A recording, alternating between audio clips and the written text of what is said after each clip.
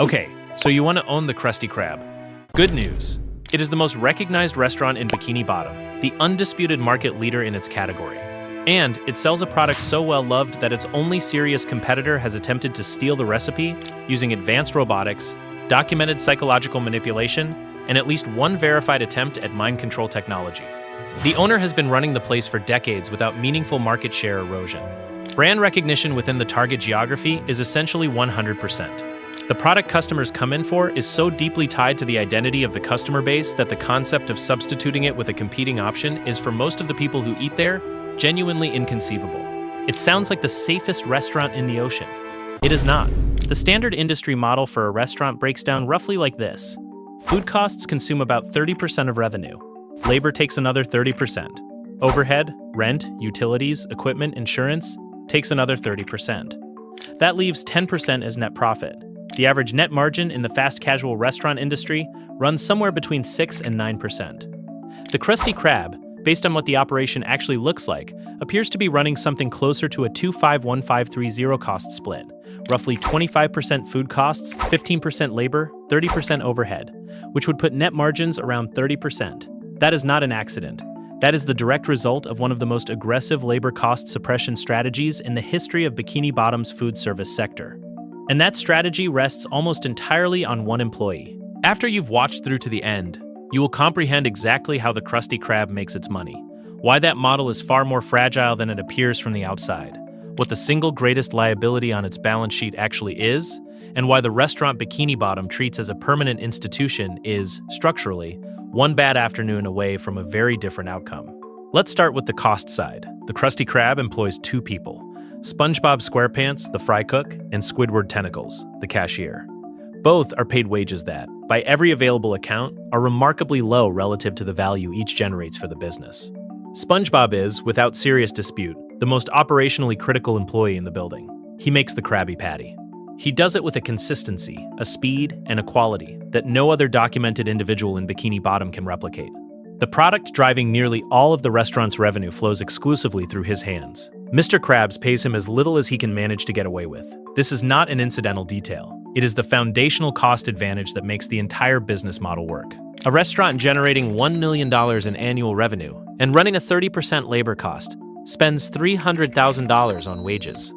One that gets that number down to 15% is spending $150,000. The $150,000 difference is, in many cases, the entire annual profit of the business.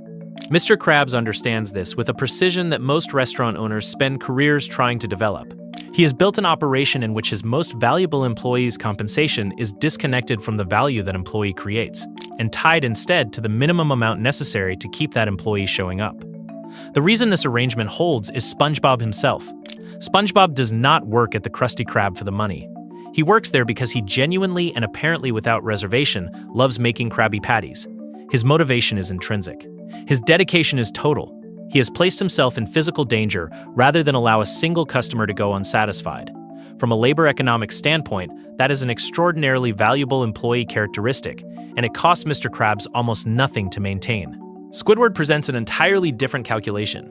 He is compensated at similarly compressed rates and delivers substantially less value.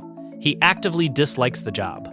He treats customer interaction as something between an inconvenience and a mild punishment, and his performance reflects that consistently. In a conventional operation, this would be a meaningful problem.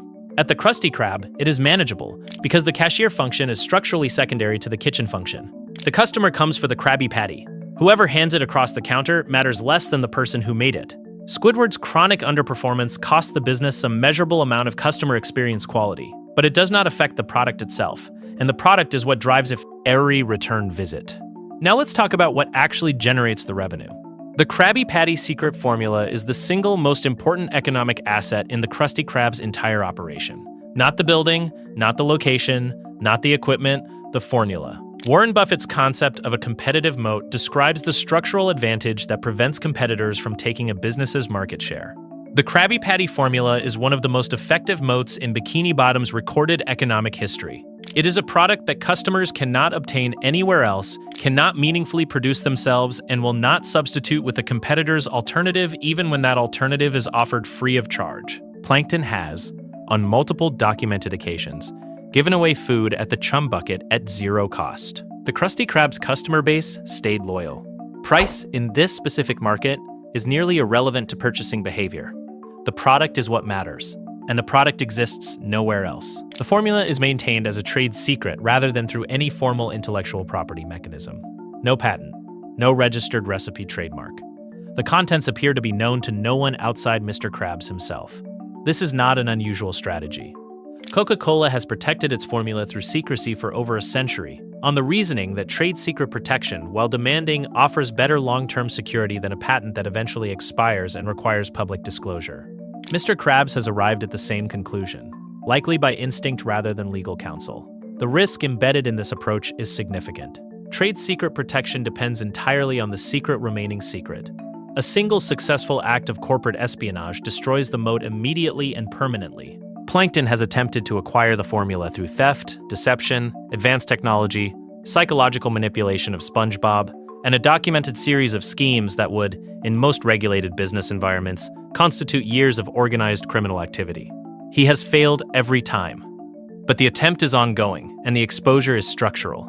Here is where the business model starts to develop some serious cracks. The Krusty Krab's revenue is almost entirely concentrated in one product, one menu item, one recipe, one employee capable of executing it at the quality level the market demands. That is a concentration risk that would make any experienced investor immediately uncomfortable. In standard business analysis, concentration risk describes how exposed a company's revenues are to a single customer, product, supplier, or key person. A business deriving the vast majority of its revenue from one product, produced by one effectively irreplaceable employee, is by definition extremely vulnerable. If SpongeBob leaves, the Krusty Krab does not have a Krabby Patty. If it does not have a Krabby Patty, it does not have a business. There is no visible succession plan. There is no documented training program for a replacement cook. There is no evidence that Mr. Krabs has taken any meaningful steps to reduce his operational dependence on a single employee who is, in a free labor market, not contractually bound to stay. SpongeBob has left the Krusty Krab on multiple occasions and fired at least once. Each time, product quality fell immediately and measurably. Mr. Krabs reinstated him every time, which resolves the immediate disruption but does nothing about the underlying risk.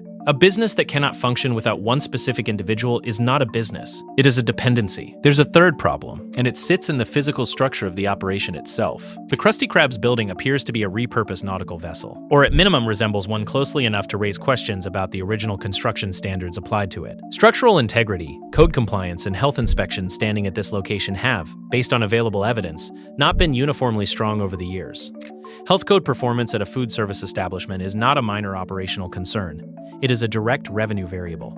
A documented finding from a New York City study found that a single grade downgrade by a health authority reduced restaurant customer traffic by an average of 22%.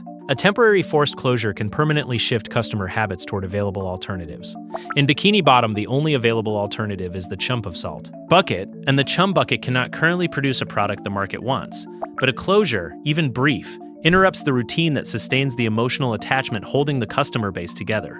Routine is the delivery mechanism for loyalty. Interrupt the routine, and you are gambling on whether the loyalty itself survives the gap. Now, let's talk about the competition, because it tells you something important about this market. Plankton has operated the Chum Bucket directly across the street from the Krusty Krab for what appears to be years. It generates essentially zero organic customer traffic under normal operating conditions. The food is, by all available evidence, genuinely unpleasant. Plankton's technology is demonstrably more advanced than anything the Krusty Krab deploys. But technology does not fix bad food, and in a product-first market, bad food is terminal. The Chum Bucket has never achieved sustained market share through conventional competition. Every period of temporary success has depended on deception, artificial manipulation of customer behavior, or direct interference with Krusty Krab operations. None of those gains held once the mechanism ended. Customers returned to the Krusty Krab immediately and completely, every time. What this tells you about the Krusty Krab is important. The loyalty is not rational in the standard economic sense. It is not driven by price comparison, convenience, or promotional incentives. There are no promotional incentives. There is no loyalty program. There is no digital reward structure of any kind that the Krusty Krab consistently operates. The loyalty is emotional. People return to the Krabby Patty because of what it means to them, not because of what it costs.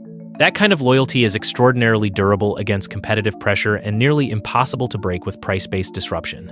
It is also, critically, the hardest thing in the restaurant business to build and entirely impossible to purchase. Restaurant loyalty enrollment among U.S. diners reached 48% in 2025. Client engagement with those programs runs at 47% of enrolled members. Over 90% of loyalty members check for deals before deciding where to eat. None of that applies here. The Krusty Krab has no program and still holds the market. That is, by any honest assessment, a remarkable achievement. It is also a warning. The loyalty lives in the product, not in any mechanism the business controls. If the product changes or disappears, nothing else holds the customer base together. The pricing strategy reflects this dynamic directly. Krabby Patties are priced at what appears to be a meaningful premium relative to the physical cost of producing them, which is consistent with a business whose customers are not buying a generic burger, but a specific, irreplaceable product with no functional substitute available. Mr. Krabs raises prices when he judges the market will absorb them and cuts costs wherever he can identify room. The two-employee, minimum wage rate operation is the labor cost expression of that instinct. The bare-bones interior, the absence of ambient investment, the complete lack of any spending on customer environment beyond functional necessity, all of it reflects the same underlying logic. Margin lives in the gap between what the customer will pay and what popcorn assessment market self-race. All of it reflects the same underlying logic. Margin lives in the gap between what the customer will pay and what popcorn assessment market self-race. It costs to serve them. You widen the gap by suppressing costs. Mr. Krabs has been widening it that way for decades. The diversification attempts tell the same story, from the opposite direction. The Krusty Krab has attempted to expand into pizza delivery on at least one documented occasion. SpongeBob and Squidward were assigned to produce and deliver the product. The operational cost of that delivery, employee time, logistics, resources consumed, risk exposure incurred, exceeded what the transaction revenue could support at the current wage structure. The expansion did not persist. The restaurant reverted to its prior model. The lesson is clean. The cost advantage at the Krusty Krab is specific to the Krabby Patty production setup. It does not transfer to other products or service formats without degrading the margin that makes the whole operation viable. The labor economics that make a Krabby Patty production setup.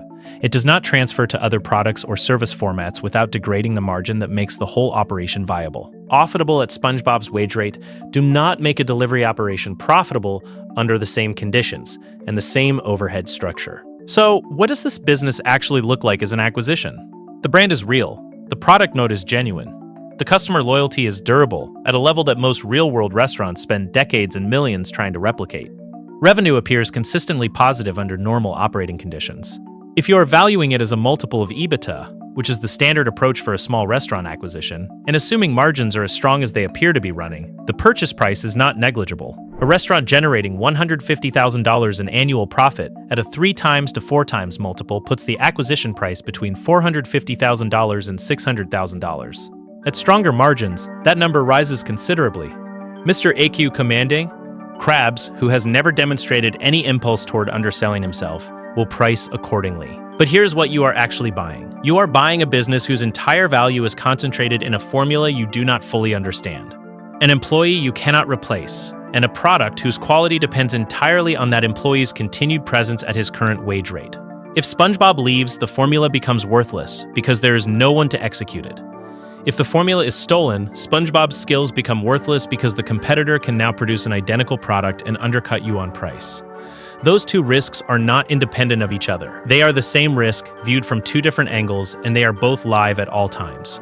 Plankton's strategy has always been to obtain the formula and then outproduce the Krusty Krab at a lower price point. If that ever succeeds, the moat disappears permanently. No loyalty program and no emotional attachment survives a competitor selling an identical product at meaningfully lower cost. There's also the labor exposure to consider seriously. SpongeBob's compensation relative to the demonstrable value he generates for the business would draw immediate scrutiny from any labor authority conducting a thorough review of employment records. The working conditions documented over the years, including multiple incidents in which employees were exposed to physical harm in the course of normal operations, represent potential regulatory liability that does not appear on any balance sheet Mr. Krabs has voluntarily produced. Environmental compliance, building code status, health inspection history, these are real liabilities, and they are the kind that surface during due diligence or shortly after a transaction closes. You would need phase assessments. You would need employment records. You would need every health inspection report that exists for this location, and you would need to understand what is in them before you sign anything. The Krusty Krab is genuinely profitable. The moat is genuinely real. The risks are specific, identifiable, and heavily concentrated in a small number of variables that are all in different ways outside your control once you own the building.